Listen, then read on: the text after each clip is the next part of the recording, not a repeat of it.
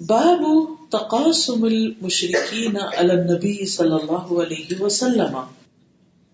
باب مشرکین کا قسمیں کھا کر حضرت صلی اللہ علیہ وسلم کے خلاف عہد و پیمان کرنا. یعنی مشرکین نے آپس میں ایک دوسرے کے سامنے قسمیں کھائیں، حلف اٹھائے کہ ہم آپ صلی اللہ علیہ وسلم کے خلاف ایکا کرتے ہیں، اتحاد کرتے ہیں. اب ہوا یہ تھا کہ جب نبی صلی اللہ علیہ وسلم کے ساتھی حبشہ پہنچ گئے اور وہاں امن و امان سے رہنے لگے، اور پیچھے سے قریش نے عمرو بن العاص اور عبداللہ بن ابی ربیعہ کو بھیجا کہ نجاشی کو مسلمانوں کے خلاف بھڑکائیں اور ان کو وہاں سے نکلوائیں، لیکن ان کی دال نہیں گلی، وہ ناکام و نامراد واپس آئے. تو اس کے بعد انہوں نے دیکھا کہ یہ تو طاقتور ہوتے چلے جا رہے ہیں، اب یہ چیزیں تو کام نہیں کر رہی، اب کوئی اور طریقہ اختیار کیا جائے جس سے ہم اس دین کا اور اس دین کی دعوت دینے والوں کا خاتمہ کریں. دوسری طرف آپ نے دیکھا کہ حضرت عمر رضی اللہ عنہ نے اسلام قبول کر لیا، اور ان کے قبول اسلام کی وجہ سے مسلمان جو تھے وہ علل اعلان اب نماز بھی پڑھنے لگے اور ان کو ایک بہت بڑی قوت نصیب ہو گئی. تو یہ چیزیں مشرکین کو بہت بے چین کیے ہوئے تھی. تو انہوں نے پھر عداوت اور حسد کے جوش میں آ کر ایک اقرار نامہ تیار کیا جسے انہوں نے خانہ کعبہ کے اندر لگا دیا، اور اس اقرار نامے یا اس کانٹریکٹ میں یہ تھا کہ بنی ہاشم اور بنی مطلب سے نکاح، شادی، خرید و فروخت کا معاملہ اس وقت تک نہیں ہوگا جب تک وہ محمد صلی اللہ علیہ وسلم کو ہمارے حوالے نہ کر دیں. سمجھ نہیں، مکہ کی بات ہو رہی کہ جب تک یہ انہیں ہمارے حوالے نہ کر دیں، کیونکہ نبی صلی اللہ علیہ وسلم کو پروٹیکٹ کون کر رہا تھا؟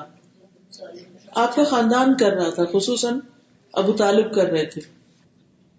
تو جو بنو ہاشم کے علاوہ قریش کے لوگ تھے وہ بنو ہاشم کے بہت خلاف ہو گئے کہ تم لوگ اس شخص کو پناہ دیے ہوئے ہو، اس کے فالوور زور پکڑتے جا رہے ہیں اور یہ ہمارے بتوں کو برا بھلا کہتے ہیں، تو ہم بنو ہاشم سے ہی بائیکاٹ کر دیتے ہیں اور ہم ان سے نہ نکاح شادی کریں گے، نہ خرید و فروخت کریں گے، نہ کوئی اور لین دین کریں گے. ان سے ہمارا سوشل بائیکاٹ، اکنامک بائیکاٹ ہے. ان کے اوپر سینکشنز لگا دی گئی. سمجھ گئے؟ اوکے. اور یہ سب کچھ لکھ کے کہاں لٹکا دیا گیا؟ خانہ کعبہ میں. اب بنو ہاشم نبی صلی اللہ علیہ وسلم کے ساتھ ان میں مسلمان بھی تھے اور غیر مسلم بھی تھے، لیکن وہ قبائلی عصبیت تھی نا، تو جو قبیلے کا ایک شخص کوئی بات کرتا تو وہ صحیح ہوتی یا غلط، سارا قبیلہ اس کی حمایت کرتا تھا. تو جو اسلام نہیں بھی لائے تھے وہ بھی ساتھ ان کے کہاں چلے گئے؟ شیب ابی طالب میں. ان کو وہاں پر چھوڑ دیا گیا. نہ وہاں کچھ خرید و فروخت ہو سکتی تھی، نہ کچھ. حضرت خدیجہ بھی وہاں ساتھ تھی اور کھانے کو کچھ نہیں ملتا تھا، بچے بلک بلک کر روتے تھے، درختوں کے پتے کھا کے بھی گزارا کیا، اور 3 سال تک یہ بائیکاٹ جاری رہا اور یہ بہت سخت وقت تھا. اب ہوا یہ کہ جب ان لوگوں کو بہت تکلیفیں پہنچی تو اب حالات یعنی اپنی آخری انتہا کو پہنچے، تو اللہ سبحانہ وتعالیٰ کی طرف سے ایک مدد آئی، اور وہ یہ اس اقرار نامے کو جو کعبے میں لٹکا ہوا تھا دیمک نے چاٹ لیا سوائے اللہ کے نام کے. تو آپ نے اپنے چچا کو خبر دی کہ ایسا ہو چکا ہے، لیکن لوگ نہیں مانے پہلے. پھر انہوں نے جا کر دیکھا تو واقعی اس کو دیمک چاٹ چکی تھی سوائے اللہ کے نام کے. تو اس پر وہ لوگ کہنے لگے کہ یہ جادوگر ہے، اس نے جادو کے بل پر ایسا کروایا ہے. بہرحال طے یہ ہوا تھا کہ اگر محمد صلی اللہ علیہ وسلم کا یہ بیان سچا ہے تو ہم مرتے دم تک اس کا ساتھ دیں گے، یعنی بنو ہاشم نے کہا تھا. اور واقعی وہ بات سچ ہوئی. جب دروازہ کھولا گیا اور اندر جا کے دیکھا گیا تو جیسے آپ نے قصہ سنایا تھا ویسے ہی پایا گیا. تو ابو طالب نے پوچھا کہ آپ کو کیسے پتا چلا؟ یہ تو کہا کہ اللہ کی طرف سے خبر آئی. تو وہ مان تو گئے لیکن انہوں نے اس کا برملا اقرار نہیں کیا کہ محمد صلی اللہ علیہ وسلم سچے ہیں. ویسے وہ سمجھتے تھے کہ میرا بھتیجا حق پر ہے، سچ پر ہے، لیکن اقرار نہیں کیا، اسلام پر اختتام نہیں ہوا. اگلا باب اسی کا آ رہا ہے. حدیث ہے حدثنا عبد العزیز بن عبد اللہ قال حدثني ابراہیم بن سعد عن ابن شہاب عن ابی سلمة ابن عبد الرحمن عن ابی ہریرہ رضی اللہ عنہ قال قال رسول اللہ صلی اللہ علیہ وسلم حين اراد حنینا منزلنا غدا ان شاء اللہ بخیف بنی کنانۃ حیث تقاسموا علی الکفر. امام بخاری کہتے ہیں کہ ہم سے عبد العزیز بن عبداللہ اویسی نے بیان کیا، کہا مجھ سے ابراہیم بن سعد نے، انہوں نے ابن شہاب سے، انہوں نے ابو سلمہ بن عبد الرحمن سے، انہوں نے ابو ہریرہ سے، انہوں نے کہا حضرت صلی اللہ علیہ وسلم نے حین اراد حنینا، حنین میں جانے کا ارادہ کیا، منزلنا غدا، تو آپ نے فرمایا کہ ہماری منزل غدن کل انشاءاللہ بخیف بنی کنانہ، خیف بنی کنانہ ہوگی، یعنی بنو کنانہ کے پاس جا ٹھہریں گے، ان کے یعنی علاقے میں، حیث تقاسموا علی الکفر، جہاں انہوں نے کفر پر قسمیں کھائی تھی، یعنی کافروں نے کافر رہنے کی قسمیں کھائی تھی اور نبی صلی اللہ علیہ وسلم کی مخالفت کی اور آپ کا بائیکاٹ کرنے کی. ٹھیک ہے، یعنی اپنے کفر پر مزید ہٹ دھرمی کی جہاں انہوں نے عہد کیے تھے، تو آپ نے مسلمانوں کو وہ جگہ، وہ دن، وہ واقعہ یاد دلایا. غزوہ حنین کب ہوا تھا؟ کچھ پتا؟ حنین ہے کہاں، کس علاقے میں؟ کچھ پتا نہیں. کیا تاریخ پڑھتے آپ میں سے؟ میجورٹی ان لوگوں کی ہوگی جنہوں نے سیرت پڑھی ہوگی، تو پڑھ کے بھلانے کی چیز تو نہیں ہے، اس کو یاد رکھنا چاہیے. اور جب کسی خاص بات کا ذکر آئے تو پتہ ہونا چاہیے کہ یہ جگہ ہے کہاں. یعنی سیرت کا مطالعہ بار بار کیا کرے، بلکہ ہونا یہ چاہیے کہ جب تک یہ چیزیں آپ کو ازبر نہ ہو جائے، کوئی نہ کوئی کتاب آپ لیے رکھا کرے، چاہے ایک صفحہ پڑھے، ایک پیراگراف پڑھے، کیونکہ قرآن صحیح طور پر سمجھ آ ہی نہیں سکتا جب تک کہ اس کا پس منظر آپ کو معلوم نہ ہو کہ کون سی چیز کہاں ہے. اب سورۃ توبہ میں غزوہ حنین کا ذکر ہے، اذ اعجبتکم کثرتکم فلم تغن عنکم شیئا. تو جو غزوہ حنین ہے یہ فتح مکہ کے بعد ہوا اور مکہ سے قریب ہے یہ جگہ. مکہ فتح کرنے کے بعد آپ نے مزید لوگ جو اس وقت مسلمان ہوئے تھے ان کو لے کے تقریباً 12,000 لوگ جو تھے آپ کے ساتھ تھے اور حنین کی طرف روانہ ہوئے تھے. تو اس پر تھوڑا مسلمانوں کو یہ احساس بھی ہوا کہ آج ہم کثرت میں ہیں اور اب تو ہم خوب خبر لیں گے اپنے دشمنوں. اللہ کو یہ بات پسند نہیں آئی. اللہ کو عجب پسند نہیں کہ انسان اپنی کسی بھی چیز پر فخر کرے کہ میرے پاس یہ اور یہ اور یہ ہے، لہٰذا کوئی مجھ پر غالب نہیں آ سکتا اور میں سب سے اچھا ہوں اور میں سب سے بڑا ہوں. یہ بات اللہ کو پسند نہیں. اب دیکھیے کہ ہمیں حکم یہ دیا گیا کہ جب دین کا معاملہ ہو، جب تمہیں خیال آنے لگے کہ تم بڑے دیندار ہو گے اور بڑے نیک ہو، تو کس کی طرف دیکھو؟ کیا سوچنا چاہیے اس وقت؟ ہم سے آگے دین میں کون ہے؟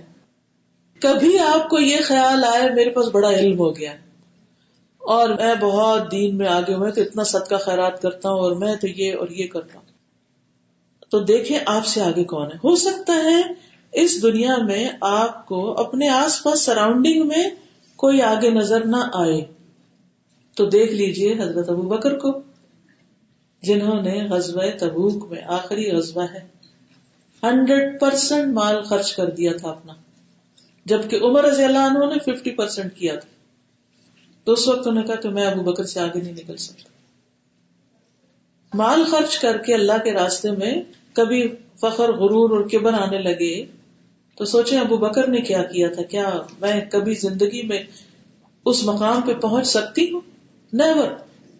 نہ ہمارا حوصلہ، نہ ہمارا دل ہے، نہ ہمارے حالات کہ ہم وہ قربانی کر سکیں. تو آپ کے غبارے سے ہوا نکل جائے گی. وہ جو بھول رہے ہیں نا آپ، یہ تکبر آ رہا ہے یا غرور آ رہا ہے یا اپنی نیکی بہت بڑی لگ رہی ہے یا اپنی قربانی بہت بڑی لگ رہی ہے، کسی بھی معاملے میں. اگر اپنی نمازوں کے اوپر کبھی آ جائے کہ میری نمازیں خود نوافل پڑھتی ہوں، لمبی ہوتی، تو نبی صلی اللہ علیہ وسلم کے نوافل کو یاد کر لیں کہ اتنا رات کو قیام کرتے تھے کہ پاؤں سوج جاتے تھے. ہمارے پاؤں کس دن سوجے؟ صرف نماز کے قیام میں زیادہ دیر کھڑے ہونے کی وجہ سے، ہارڈلی کبھی، اتنی ہمت ہی نہیں. اور کبھی آپ کو یہ خیال آنے لگے کہ میرے پاس حدیث کا علم بہت ہو گیا ہے، تو یاد کر لیجیے ابو ہریرہ رضی اللہ عنہ، کتنی احادیث انہوں نے روایت کی تھی، کیسے کیسی تکلیف اٹھا کر انہوں نے علم حاصل کیا. اسی طرح کبھی قرآن کے بارے میں یا اور تفسیر کا کبھی زوم ہو جائے کہ میں بہت اچھی تفسیر کر سکتی ہوں یا مجھے پورے قرآن کی ہر آیت سمجھ آ چکی ہے، تو سوچئے عبداللہ بن عباس کے بارے میں، جن کو نبی صلی اللہ علیہ وسلم نے 2 بار یا اس سے زیادہ خاص دعا دی تھی، علم اور حکمت اور قرآن کی تعبیر یعنی علم کی. کسی بھی معاملے میں، کسی بھی نیکی پر کبھی بھی کوئی مان آنے لگے تو موجودہ دور میں یا گزشتہ دور میں کسی اپنے سے بڑے نیک بندے کے حال کو سوچیے. لیکن یہ اسی وقت ہو سکتا ہے جب ہمیں اپنی تاریخ کا علم ہوگا، جب ہمیں ایسی شخصیات کا پتہ ہوگا کہ کس کس نے کیا کیا قربانیاں کر رکھی ہیں، اور اس سے مقابلہ کر کے اپنا گراف نکالیے کہ میں کہاں کھڑی، اس کے مقابلے میں کہاں ہوں، میں پرسنٹیج کہاں ہے میری. تو انشاءاللہ نفس کی اصلاح ہو جائے گی.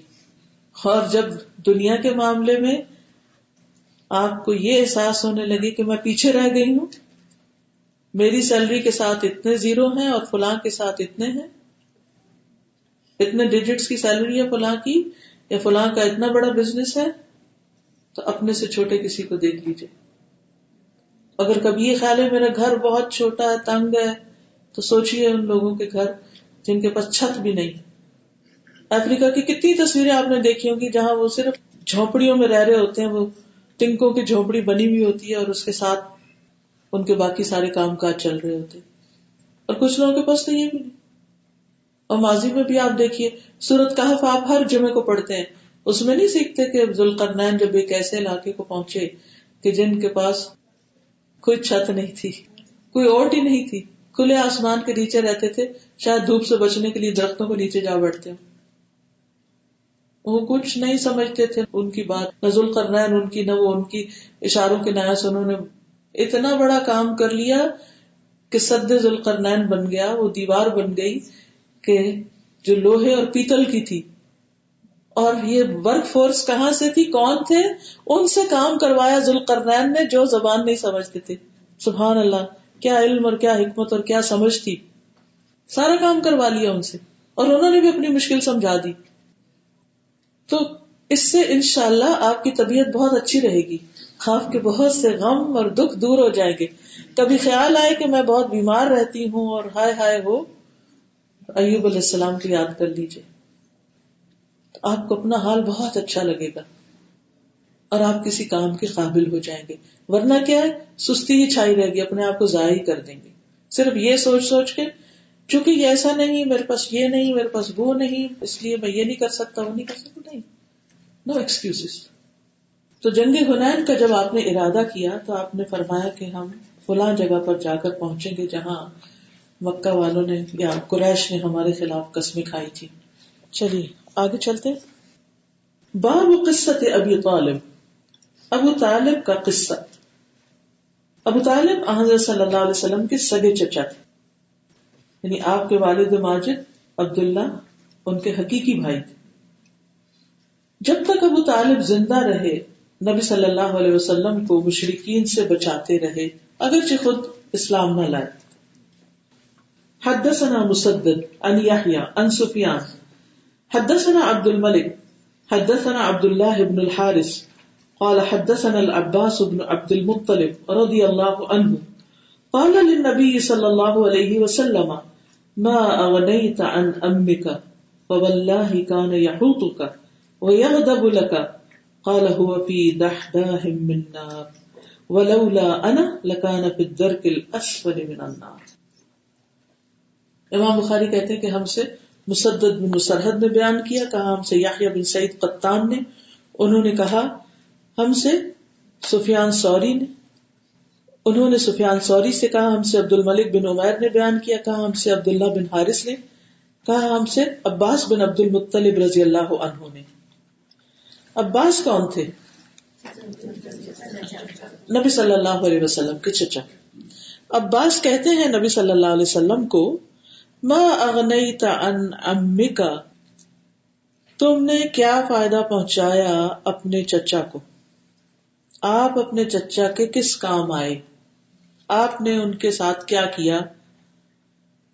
فواللہ، پس اللہ کی قسم، کان یحوطک، وہ آپ کو گھیرے رکھتے تھے، یعنی آپ کی حفاظت کرتے تھے، ویغضب لک، آپ کی خاطر لوگوں سے غصے ہوتے تھے، یعنی انہوں نے آپ کو بہت پروٹیکٹ کیا، آپ کے بہت کام آئے، آپ کو بچاتے رہے، آپ کے لیے لوگوں سے ناراضگیاں مول لی، آپ کی خاطر شب ابی طالب میں رہے، ان کے بہت احسان ہے آپ پر، تو آپ نے ان کے لیے کیا کیا ہے؟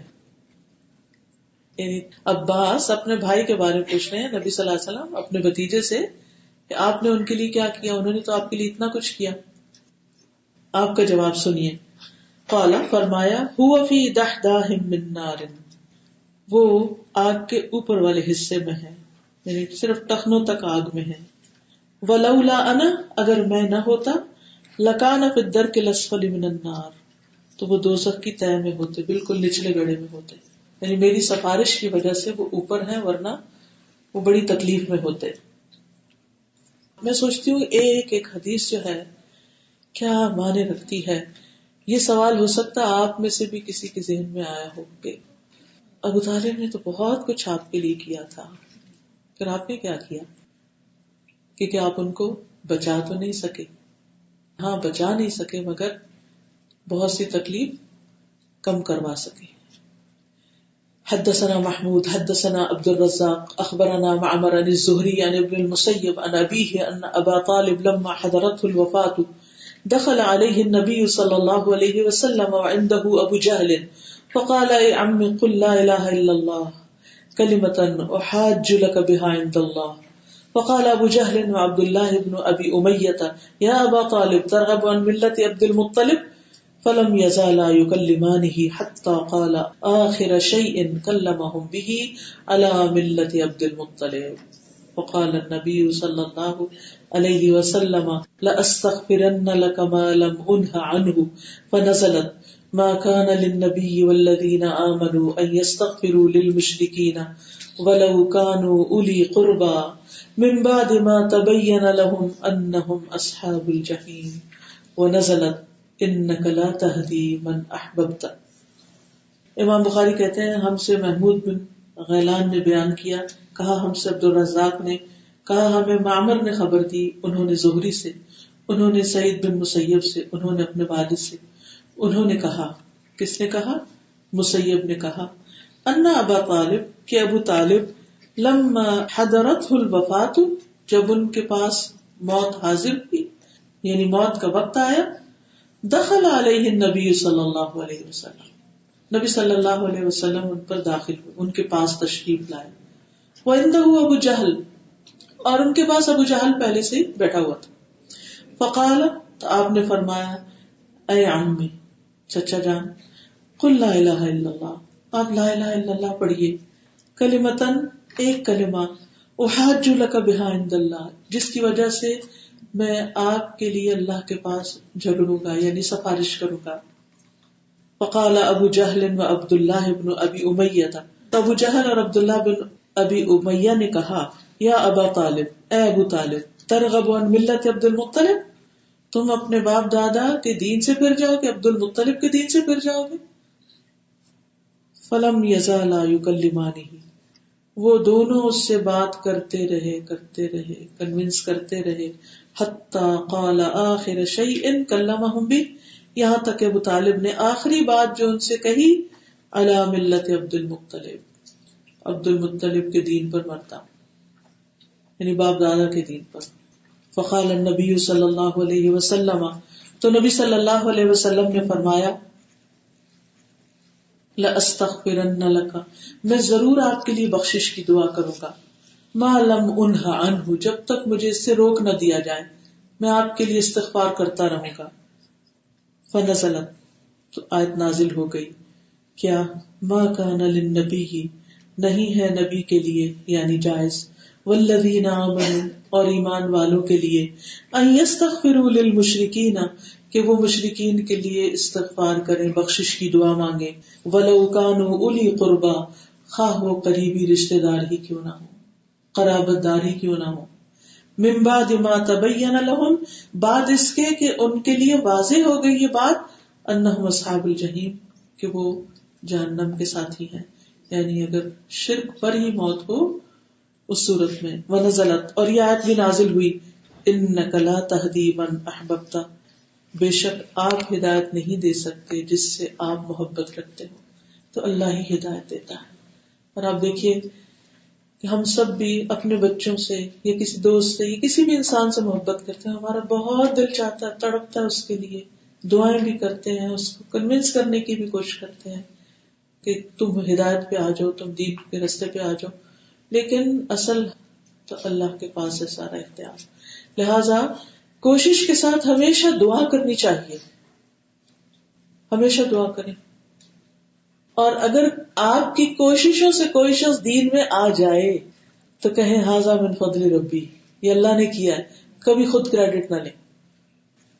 اور واقعی یہ نہیں کہ کوئی تکلفاً یا رسماً ہم ایک جملہ بولتے ہیں ہاں بھئی اللہ کی مدد سے ہوا. نو، دل سے یہی سمجھے کہ یہ اللہ ہی کی توفیق سے ہے، اللہ نے دوسرے شخص کے دل میں یہ بات ڈالی ہے تو یہ بات ہوئی.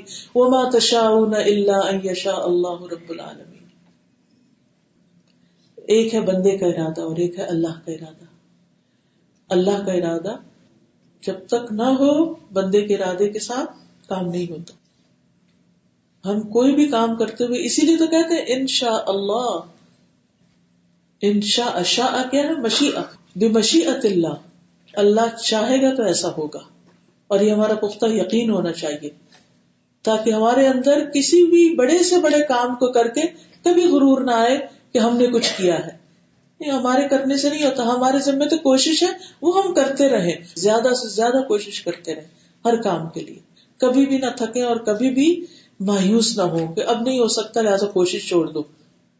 کبھی بھی کوشش نہیں چھوڑنی آخر دم تک. اور آپ یہاں دیکھیے کہ کس طرح ابو جہل اور وہ سر پہ سوار ہیں، چھوڑا ہی نہیں جب تک وہ فوت نہیں ہوئے، مسلسل باتیں کرتے رہے. اور ہم تھوڑی سی کسی کو بات کر کے اگر اس سے رسپانس نہ ملے تو ہم کہتے اچھا بھائی ٹھیک ہے ہم تو جا رہے ہیں، نہیں مانتے نہ مانو. نہ، جس حد تک ہم کر سکتے. اور آخری بات تو اللہ کے ذمہ ہے، ہوگا جب وہ کہے گا. اس لیے دعا کو معمولی نہ سمجھا کریں، خوب خوب دعائیں کرتے رہیں.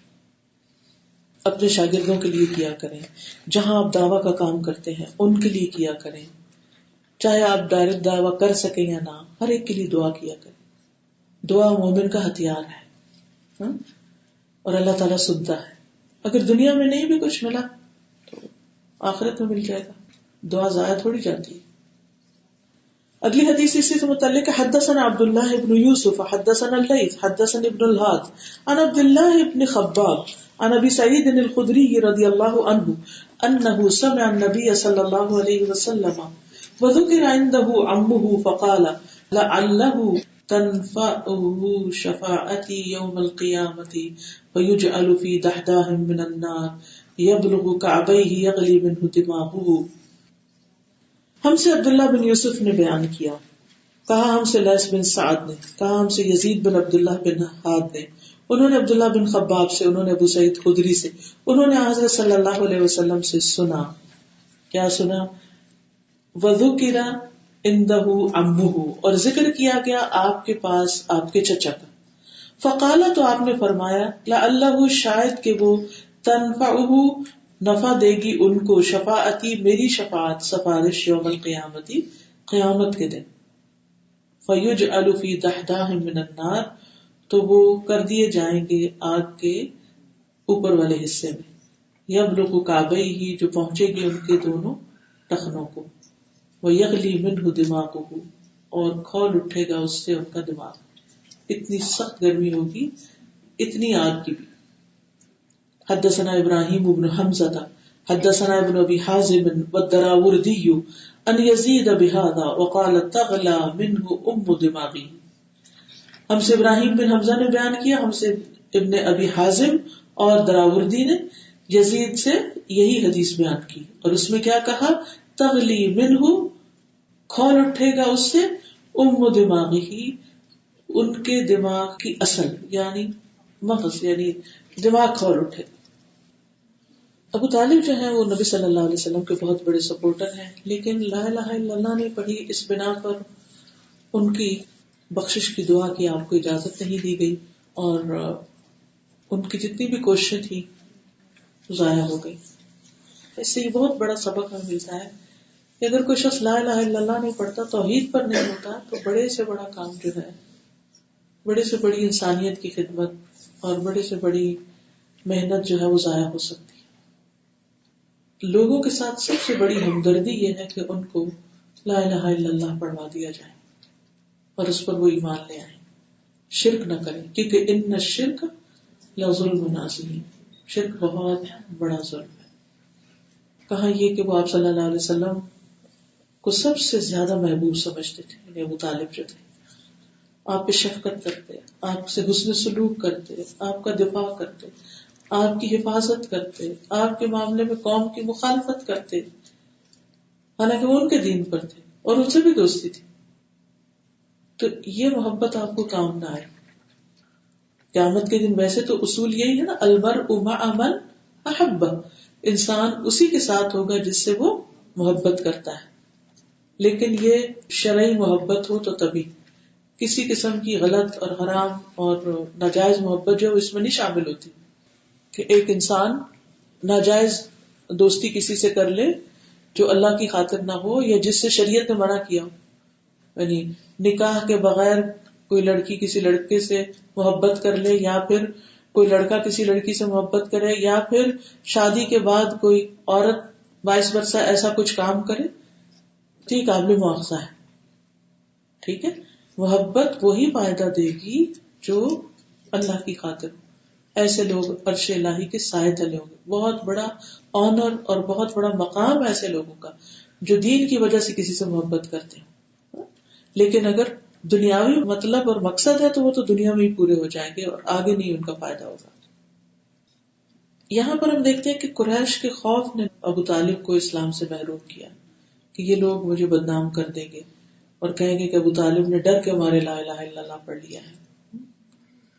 اور آپ کو معلوم ہے کہ پھر ابو طالب کا جنازہ نہیں پڑھا گیا تھا، اور حضرت علی کو آپ نے حکم دیا کہ تم جا کر اپنے والد کو دفن کر دو.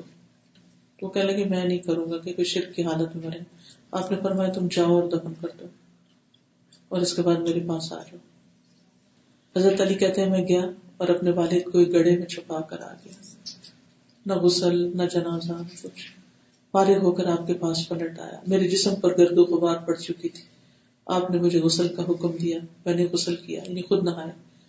اور آپ نے میرے حق میں ایسی ایسی دعائیں کی کہ ان کے مقابلے میں زمین کی کوئی بھی چیز مجھے اچھی نہیں لگتی، کیونکہ وہ دکھی تھے نا اس وقت. ایک مومن کا سب سے بڑا دکھ کیا ہو سکتا ہے کہ کوئی شخص اللہ کے راستے پر نہیں، لا الہ الا اللہ کے بغیر دنیا سے جا رہا. یہ ہم میں سے ہر ایک کا دکھ ہونا چاہیے، اپنے عزیزوں کے بارے میں بھی، جاننے والوں کے بارے میں اور دوسروں کے بارے میں بھی. یہ سب سے بڑی خیر خواہی ہے جو ہم کسی کی کر سکتے ہیں. صرف اس بنا پر اپنے آپ کو بچاتے بچاتے کہ کوئی ہمیں کچھ نہ کہے اس لیے ہم کسی کو نصیحت نہیں کرتے، نہیں. یہ بڑی خود غرضی کی بات ہے کہ کوئی ہمیں کچھ کہے گا، مائنڈ کر جائے گا، دوستی ختم ہو جائے گی، ناراض ہو جائے گا اگر ہم نے اس کو کوئی حق کی بات بتا دی. جس کا مطلب آپ خود غرض ہیں، آپ اپنے آپ کو تو بچا رہے ہیں اور اس کی آخرت کی آپ کو کوئی فکر نہیں. یہ کیسی محبت ہے کسی سے کہ آپ اس کو نصیحت ہی نہیں کر سکتے کسی اچھی بات کی. حدیث الاسراء وقول اللہ تعالی سبحان الذي اسرى بعبده ليلا من المسجد الحرام الى المسجد الاقصى الذي باركنا حوله لنريه من آیاتنا. اسراء کی حدیث. اسراء کس کو کہتے ہیں؟ رات کے سفر کو. اشارہ ہے کس سفر کی طرف؟ نہیں، اسراء اور معراج الگ الگ ہیں. اور یہاں بھی آپ دیکھ رہے ہیں اگلا باب المعراج ہے، یہ اسراء ہے. اسراء ہے مکہ سے بیت المقدس تک کا سفر، یروشلم تک کا سفر جو رات کے وقت آپ کو کرایا گیا. اور پھر وہاں سے اگلا سفر شروع ہوا معراج کا. معراج کا مطلب ہے بلندی کی طرف جانا. تو اسراء اور معراج دو چیزیں. تو یہ سورۃ بنی اسرائیل کی پہلی آیت ہے، ٹھیک ہے، جس کا یہاں کچھ حصہ بتایا گیا ہے، یعنی بیت المقدس جانے تک کا قصہ. اسراء کا مطلب ہے بیت المقدس تک جانا رات کے وقت. اور یہ آپ کی بیداری میں ہوا، خواب میں نہیں تھا، فزیکلی آپ وہاں پر تشریف لے گئے.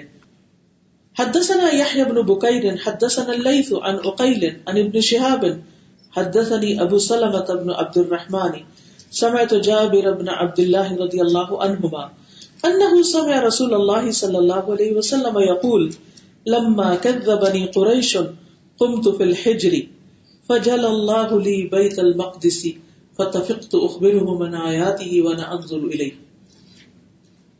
امام بخاری کہتے ہیں ہم سے یحییٰ بن بکیر نے بیان کیا، کہا ہم سے لیس نے، انہوں نے عقیل سے، انہوں نے ابن شہاب زہری. کہا مجھ سے ابو سلمہ بن عبد الرحمن نے بیان کیا، کہا میں نے جابر بن عبداللہ سے سنا، انہوں نے حضرت صلی اللہ علیہ وسلم سے، آپ نے فرمایا، کس نے فرمایا؟ نبی صلی اللہ علیہ وسلم، یقول لما کذبنی قریش، جب قریش نے مجھے جھٹلایا، کس معاملے میں؟ معراج کے معاملے میں. قمت فی الحجر، تو میں حتیم میں کھڑا ہوا. یاد ہے پیچھے حتیم کو ہجر پڑھ چکے ہیں آپ کو، جو سیمی سرکل حصہ ہے کعبہ کے ساتھ. فجلا اللہ لی بیت المقدس، تو اللہ نے روشن کر دیا، سامنے کر دیا میرے بیت المقدس. فتفقت اخبرهم، تو میں انہیں بتانے لگا، ان آیاتہ، اس کی نشانیاں، وانا انظر الیہ، اور میں اس کو دیکھ رہا تھا. یعنی مجھے یوں لگ رہا تھا جیسے میں دیکھ کے سب کچھ بتا رہا ہوں، کیونکہ قریش اپنے سفر میں بیت المقدس، یروشلم وغیرہ کے علاقے کی طرف انہیں بزنس ٹرپس میں جاتے تھے، تو انہیں یہ راستہ اور اس علاقے کی اور ان عمارتوں کی اچھی خبر تھی. تو جب آپ نے یہ دعویٰ کیا کہ میں بیت المقدس گیا، تو انہوں نے کہا کہ نہیں، یہ کیسے ہو سکتا ہے، اچھا تم ہمیں اس کی علامات بتاؤ. تو کچھ تو آپ نے بتائی لیکن کچھ آپ کو بھول گئی.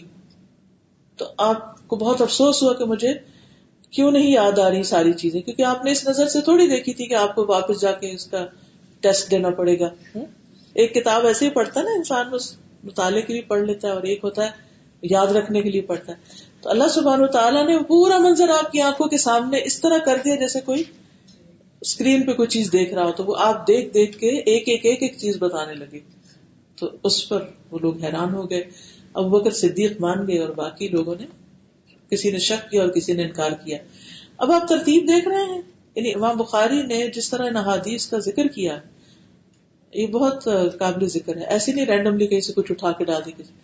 آپ کو معلوم ہوگا کہ کس طرح جب حالات تنگ ہوئے تو آپ کو شیب ابی طالب میں جانا پڑا، واپس آ کر حضرت خدیجہ کا انتقال ہوا، پھر ابو طالب کا انتقال ہوا، بہت دکھی تھے. پھر آپ کے لیے کیا ہوا؟ اللہ نے آپ کو اسراء اور معراج کا سفر کروایا، اپنی نشانیاں دکھائیں تاکہ آپ کا دل مضبوط ہو اور آپ کے علم یقینی میں اضافہ ہو مشاہدے سے. تو یہ آپ کو ایک بہت بڑا انعام دیا گیا تھا. اور پھر آپ اوپر آسمانوں پر وہاں تشریف لے گئے جہاں کوئی اور نہیں جا سکتا، یعنی آپ کا درجہ بلند کیا گیا. اور یہ ہجرت سے پہلے ہوا تھا، ہجرت مدینہ سے پہلے. تو یہ واقعات کی ترتیب کے مطابق احادیث آ رہی ہیں، یہ یاد رکھیے، ٹھیک، کہ معراج کا واقعہ کب پیش آیا. انشاءاللہ آگے ہم دیکھیں گے. لیکن یہ ہے کہ یہ اللہ سبحانہ وتعالیٰ کی بڑی بڑی نشانیوں میں سے ایک نشانی تھی. اور جہاں تک اسراء کا تعلق ہے، یعنی بیت المقدس تک جانے کا، تو وہاں پر آپ نے جا کر کیا کیا؟ جماعت کروائی تھی انبیاء کی.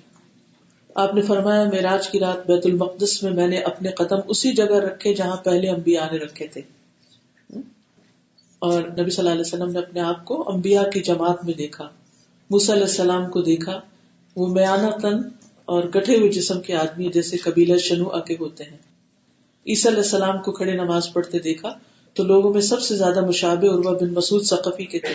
ابراہیم علیہ السلام کو نماز پڑھتے دیکھا تو وہ آپ صلی اللہ علیہ وسلم سے مشابہ تھے. پھر اس کے بعد یعنی نماز کا وقت آیا، آپ نے امامت کرائی، اور پھر کہتے کہ میری نماز سے فارغ ہونے پر ایک کہنے والے نے کہا، اے محمد، یہ مالک جہنم کا داروغہ ہے، اس کو سلام کیجیے. میں نے اس کی طرف دیکھا تو اس نے خود پہلے مجھے سلام کیا. یہ سفر کس چیز پر ہوا تھا؟ براق پر. یس، کیونکہ براق پر پھر آپ اوپر تشریف لے گئے تھے آسمانوں پر. وآخر دعوانا ان الحمد للہ رب العالمین. سبحانک اللہم وبحمدک، اشہد ان لا الہ الا انت، استغفرک واتوب الیک. السلام علیکم ورحمۃ اللہ وبرکاتہ.